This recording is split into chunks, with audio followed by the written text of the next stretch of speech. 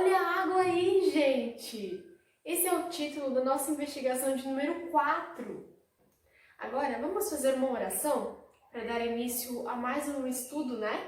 Mais um sábado, que o Senhor venha estar falando grandemente conosco aqui nessa aula, não é mesmo?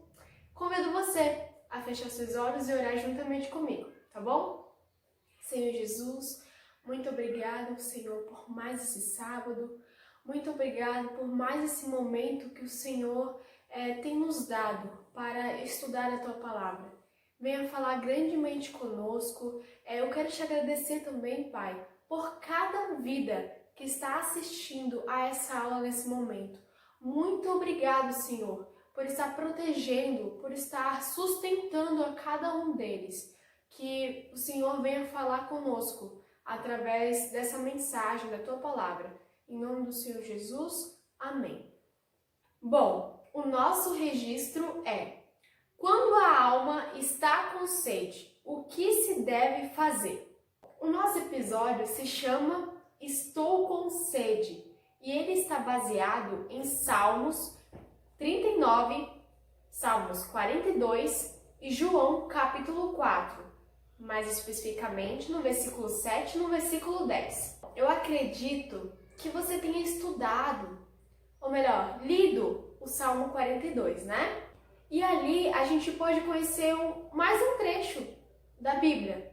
Só que para entender realmente o Salmo, a gente precisa tirar algumas partes, palavras importantes desse texto, para que a gente entenda o que estava acontecendo naquele momento e entenda o contexto. Por exemplo, no versículo 1 é citado um animal. Você lembra que animal é esse? Sim, é o corso. O que você sabe desse animal? O corso, ele vive em lugares secos, ambientes áridos. Então, para ele, a água é algo muito importante. O corso, ele fareja a água a quilômetros de distância. Então, mesmo que ela esteja muito longe, ainda assim ele consegue encontrá-la, tá bom? Mas e você? Você já sentiu sede? Aquela sede assim que dá vontade de chegar em casa e tomar um copo de água bem geladinho. Você já sentiu essa sede? E é o que nós vamos aprender hoje. Nós vamos falar sobre sede. Só que é uma sede diferente. É uma sede espiritual. Assim como está relatado lá em Salmo 42, que você leu, não é mesmo? Lá o salmista também está com sede de Deus. Mas o que é ter sede de Deus? Essa é a nossa pista 1. O que é ter sede de Deus? Então, nós vamos investigar o Salmo 42 para descobrir a resposta dessa pergunta, tá bom? O salmista, ele fala que está longe da sua cidade natal, ou seja, ele está longe da cidade que ele nasceu, porque ele está exilado na Babilônia. Você sabe o que é exilado? O que é estar exilado? Exilado é quando uma pessoa é praticamente obrigada a sair da sua terra natal, da cidade onde ela nasceu, onde toda a sua família mora. E o salmista fala que ele chorava dia e noite, porque os inimigos dele falavam o quê? Perguntavam para ele assim: onde é que está o seu Deus? Por que está acontecendo isso contigo? E isso doía nele. Por isso ele chorava dia e noite. E onde que a gente pode encontrar isso? Você leu, né? Salmo 42, no versículo 3, diz assim: as minhas lágrimas têm sido meu alimento dia e noite, enquanto me dizem continuamente: o teu Deus, onde está? Então, o salmista, ele estava com saudade, Então, o salmista, ele relembrava do seu passado, lembrava de quando ele estava na sua cidade, lembrava quando ele ia à casa de Deus, juntamente com os irmãos, para louvar a Deus. E isso deixava ele muito aflito, angustiado. Sabe quando uma pessoa tá com o semblante caído? Você já ouviu essa expressão? Quando alguém diz assim: você tá com o semblante caído hoje, o que aconteceu? Você sabe o que essa expressão quer dizer? Semblante caído, essa expressão mostra quando uma pessoa está triste. O rosto da pessoa diz sobre ela, não é mesmo? Se ela está alegre, se ela está triste, se ela está sentindo frio. Então, a expressão do rosto mostra como a pessoa está. E semblante caído mostra tristeza. Então, era assim que aquele salmista estava, com um semblante caído. Ele estava triste, aflito. O salmista, ele usa ainda no versículo 6 e 7 do capítulo 42 de Salmos, que ele usa outras palavras. O salmista, ele ainda usa uma outra figura para mostrar que ele estava muito triste. No versículo 6 e 7 desse capítulo, ele mostra um mar agitado. Sabe, você já foi na praia e viu quando as ondas estão muito agitadas e dá um medo assim de entrar na água, não é mesmo? Então ele fala que foi assim que veio as tristezas ao encontro dele, vieram com muita força. Por isso ele estava tão triste. Já no versículo 9, a gente vai ler aqui, diz assim: digo a Deus, minha rocha, por que te olvidaste de mim? Por que te esqueceste de mim? Por que hei de andar eu lamentando sobre a opressão dos meus inimigos? A gente pode ver que ele achou que Deus tinha se esquecido dele. A gente até fica assustado, não é mesmo? Porque Deus se esquece de alguém? Claro que não, não é mesmo? A gente encontra a resposta dessa dúvida na palavra de Deus também. Ele diz que a gente pode ir ao mais profundo abismo, pode ir em qualquer lugar e ainda assim o Senhor continua olhando pra gente. Em Salmo, capítulo 139, versículo 8, diz assim: se eu subo aos céus, lá estás. Se faço a minha cama no mais profundo abismo, lá estás também. Então Deus nunca se esquece de nós. E isso é demais, não é mesmo? Só que o salmista ainda tem outro motivo para estar tão triste assim e com tanta sede de Deus. Continuava sendo perseguido pelos seus inimigos e ele diz que sentia muita dor nos seus ossos. A medicina fala que quando a gente tem uma preocupação muito grande na nossa cabeça, o nosso corpo sente.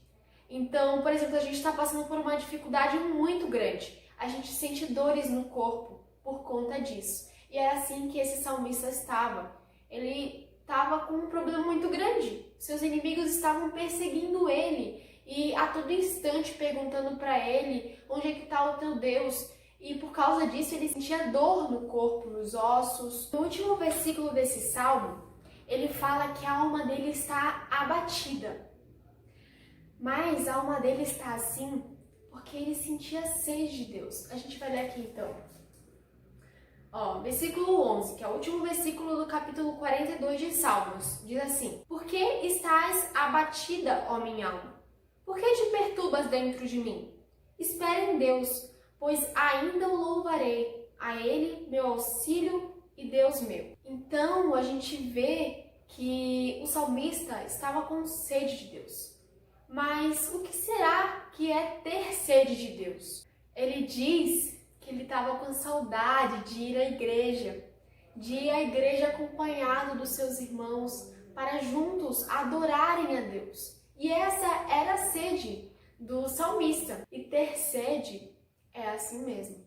A gente sente saudade de ir para a igreja, a gente sente saudade de orar, a gente sente saudade de estar reunido.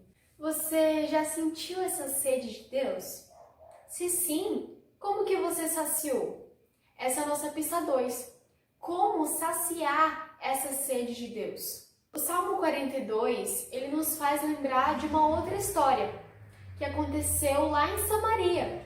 E ela está registrada em João, capítulo 4, e nós vamos atentar para o versículo 7 e o versículo 10, tá bom? Era uma mulher samaritana que ela foi até o poço de Jacó para tirar água. E Jesus estava ali. E ele pediu um pouco de água para ela. E aí ela estranhou, sabe por quê? Porque Porque Jesus era judeu e ela era samaritana. E judeu e samaritano não se davam muito bem. Então ela estranhou aquele pedido. Só que Jesus falou assim para ela: se você soubesse o que Deus lhe pode dar, você pediria para ele água e ele lhe daria água viva. E depois de um tempo de conversa, a mulher ainda não tinha entendido muito bem que aquele que estava falando com ela era Cristo. Mas ainda assim, ela foi e falou para todo mundo que tinha um homem que disse coisas verdadeiras sobre a vida dela.